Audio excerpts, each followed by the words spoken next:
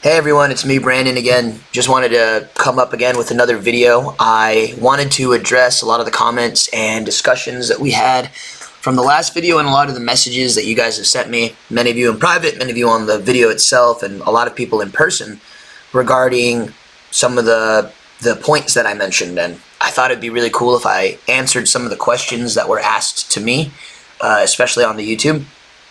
One of the really good questions I got is from a localite. Looks like they went to Austin, Texas.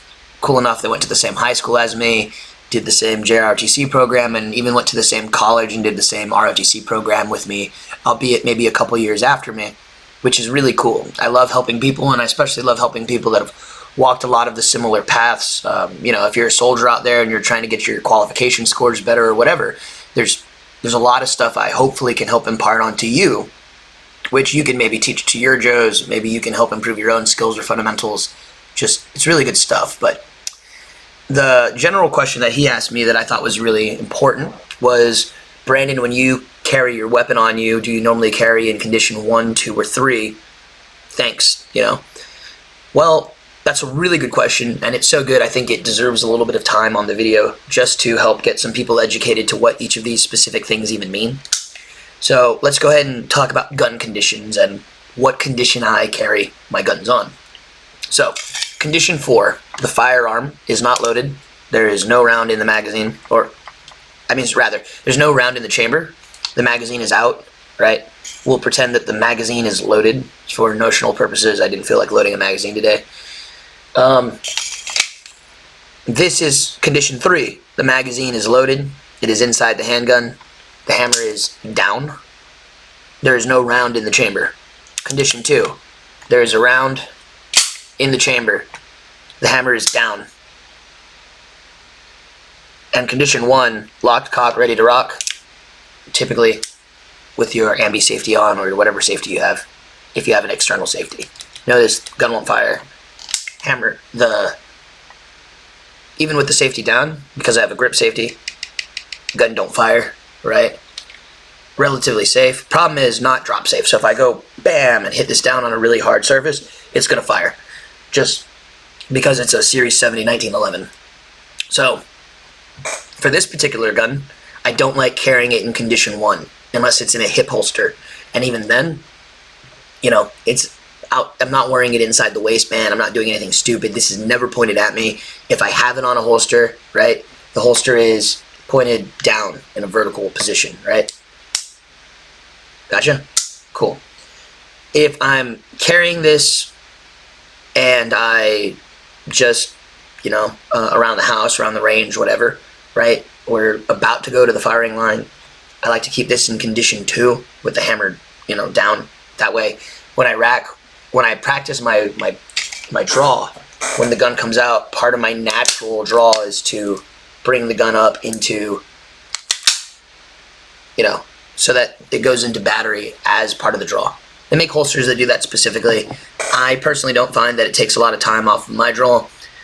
But again, your mileage may vary. If you're a new shooter, you are oftentimes going to be weighing the pros and cons between a faster way to become more lethal and obviously your own safety and keeping the weapon not in a position where it's going to hurt you, accidentally discharge, or go off when you're not trying to have it go off.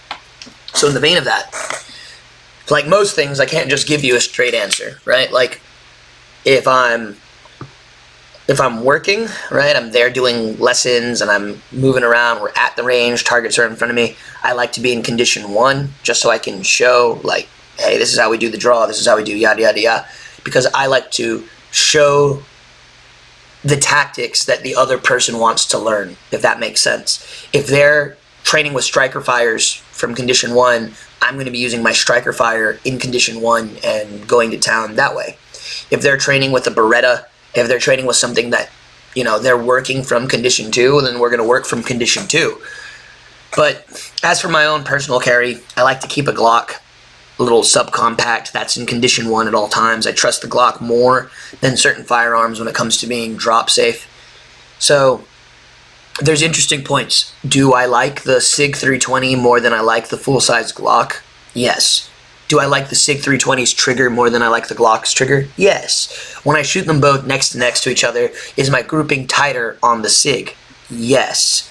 Would I prefer to carry the SIG on me in a self-defense situation if I had to conceal the weapon? No.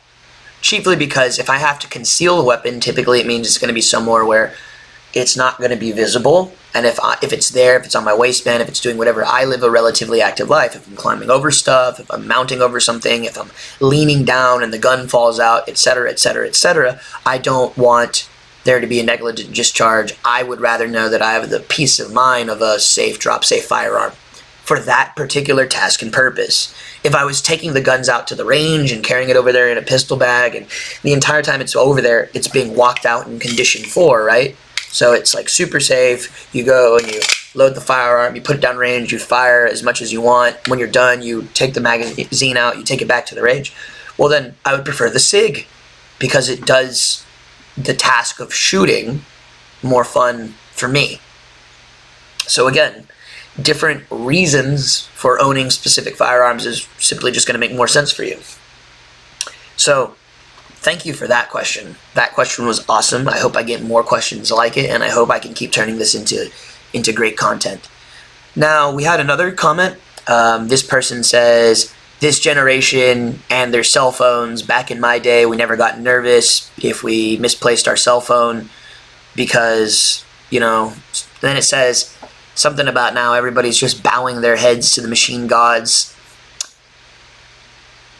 Yeah, this is more of a comment than a question, but let me see if I can kind of explain that to you in a way that maybe you'll understand.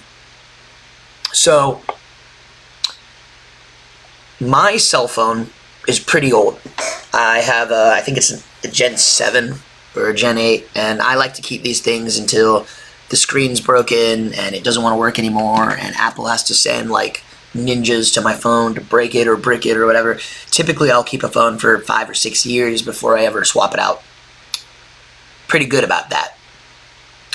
So, for me, this is expensive. It's several $100s, right?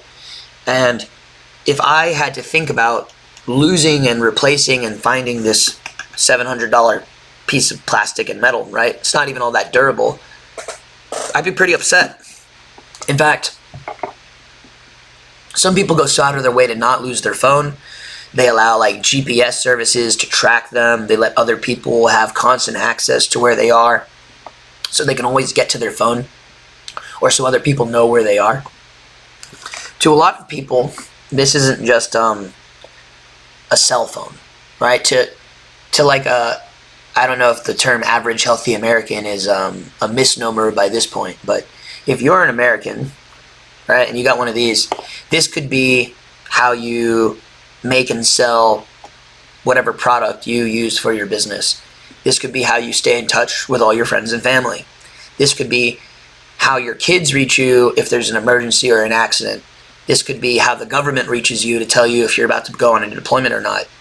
This is, in a lot of ways, your access to whatever sect of the world you really, really belong to, right? So losing access to that capability is oftentimes one of the most jarring realizations that you can have.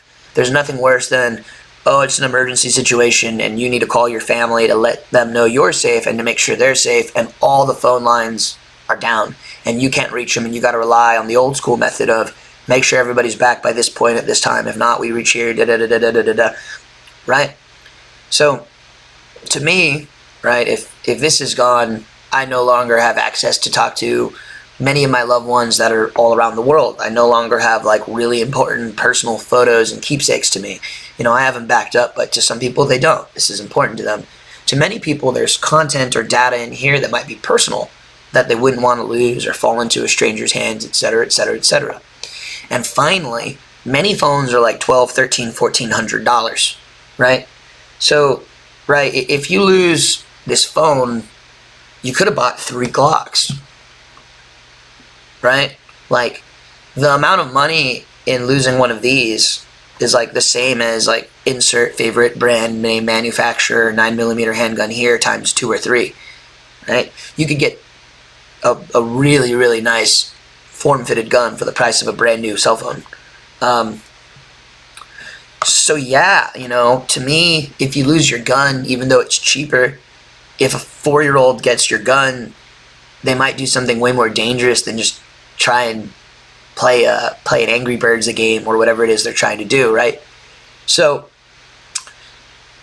what I'm trying to do, hopefully you got from that video, is I'm trying to draw a comparison between the, oh my god, I don't know where my cell phone is, that anxiety that permeates so many Americans.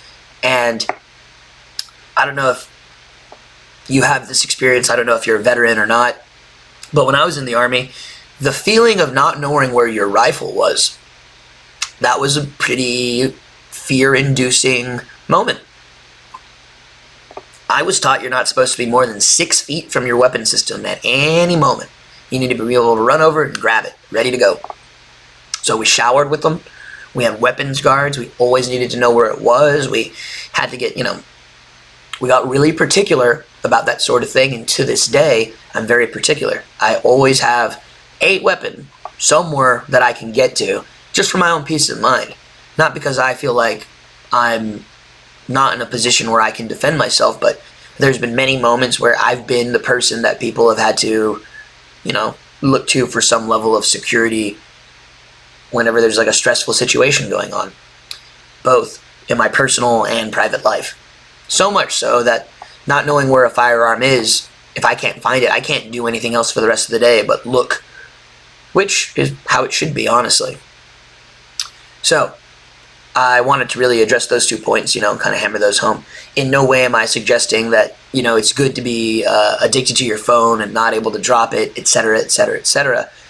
Simply just that, if you're going to be carrying around stuff all day with you as part of your daily carry, until they make an iPhone that's chambered in 22 or 9mm, Apple, you should get on that. There should be an app for that.